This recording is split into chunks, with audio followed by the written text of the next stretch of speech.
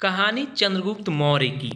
इतिहास के पन्नों पर अगर गौर किया जाए तो चंद्रगुप्त मौर्य का नाम स्वर्ण अक्षरों में अंकित है। इतिहास की चर्चा हो और चंद्रगुप्त मौर्य का नाम न लिया जाए, ये तो हो ही नहीं सकता है। जी हाँ, तेजस्वी प्रतापी राजा चंद्रगुप्त मौर्य की कहानी को हर कोई सुनना और जानना चाहता है। बचपन में मां से ही पीड़ा सहन करने वाले चंद्रगुप्त मौर्य ने नंदों का खात्मा कर दिया था। उनकी बहादुरी की वजह से आज भी उन्हें हर कोई पढ़ना या सुनना पसंद करता है। तो आइए जानते हैं कि चंद्रगुप्त मौर्य की कहानी क्या है। चंद्रगुप्त मौर्य की कहानी जानने के लिए सबसे पहले उनके बचपन में जाना होगा। आखिर कब, कैसे और किन हालातों में उनका जन्म हुआ, साथ ही बचपन में किन किन पीड़ा का सामना उन्हें करना पड़ा था, फिर कैसे वो तेजस्वी और पराक्रमी बने। तो चलिए आज हम आपको इन सारे सवालों का जवाब देने की कोशिश करते हैं, लेकिन इसके लिए आपको कहानी पूरी सुननी होगी। चंद्रगुप्त मौर्य का जन्म 340 ईस्वी पूर्व में मौर्य अथवा मौर्य वंश के क्षत्रिय कुल में हुआ था। बता दें कि चंद्रगुप्त मौर्य प्रथम सम्राट होने के साथ ही पूरे देश में राज करने वाले भी पहले ही सम्राट थे। इनका बचपन जहां एक तरफ बहुत ही गरीबी में बीता, तो वहीं दूसरी तरफ माँ बाप के साए से भी दूर थे। यानी जन्म से पहले ही पिता की मौत हो गई, तो जन्म के कुछ सालों बाद माता की मौत हो गई थी, जिसकी वजह से इन्हें ना जाने कितनी असहनीय पीड़ा से गुजरना पड़ा था। लेकिन इन्होंने कभी हार नहीं मानी, बल्कि अपने पिता और माता के प्रतिशोध के लिए हमेशा खड़े थे। जब चंद्रगुप्त 10 साल के थे तो उनकी मुलाकात चाणक्य से हुई। माँ की मौत के बाद चाणक्य ने ही इनका पालन पोषण किया था। बाद में ये नंदों के सेना में शामिल हो गए थे, लेकिन वहाँ इनकी सेनापति से नहीं पटी, तो जान बचाकर भाग गए। चंद्रगुप्त के पीछे सेनापति ने सेनाओं को भेजा था, लेकिन उन्हें कोई नहीं पकड़ पाया, जिसके बाद से ही उन्होंने नंदों का विनाश करने की ठान ली थी। अंततः चंद्रगुप्त ने चाणक्य की सहायता से नंद वंश का खात्मा करके मौर्य वंश का स्थापना किया और खुद मगध के राजा बने। इनका साम्राज्य बहुत ही बड़ा था, जिसकी वजह से आज भी भारतीय को इन पर गर्व है। बता दें कि चंद्रगुप्त मौर्य का साम्राज्य बंगाल से लेकर अफगानिस्तान और बलूचिस्तान तक फैला था।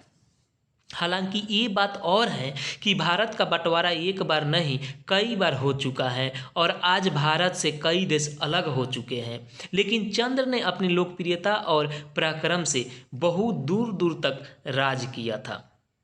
दरअसल चाणक्य नंद वंश का विनाश करना चाहते थे, लेकिन उनके पास बुद्धि तो थी, परंतु एक पराक्रमी योद्धा की तलाश थी, जो कि उन्हें चंद्रगुप्त मौर्य में दिखाई दिया। तो वहीं दूसरी तरफ चंद्रगुप्त को भी एक बुद्धिमान गुरु की आवश्यकता थी, जो उन्हें समय समय पर उचित मार्गदर्शन दे सके।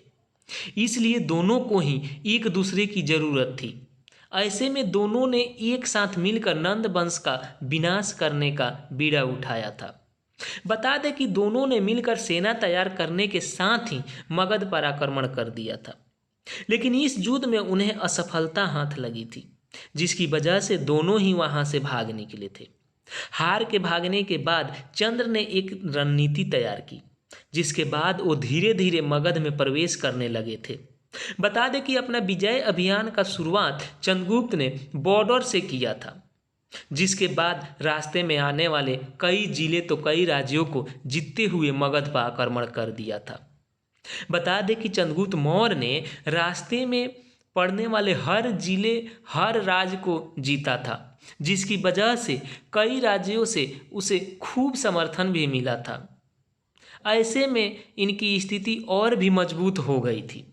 मगध पर आक्रमण से नंद मगध छोड़कर भाग निकला।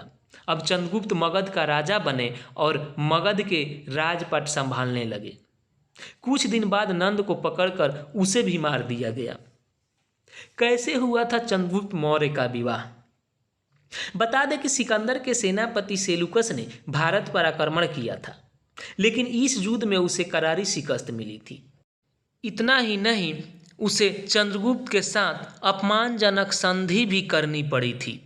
इसके अलावा चंद्रगुप्त को उपहार में उसे अपनी बेटी हेलेन को देनी पड़ी थी, जिसके साथ चंद्रगुप्त का विवाह हुआ।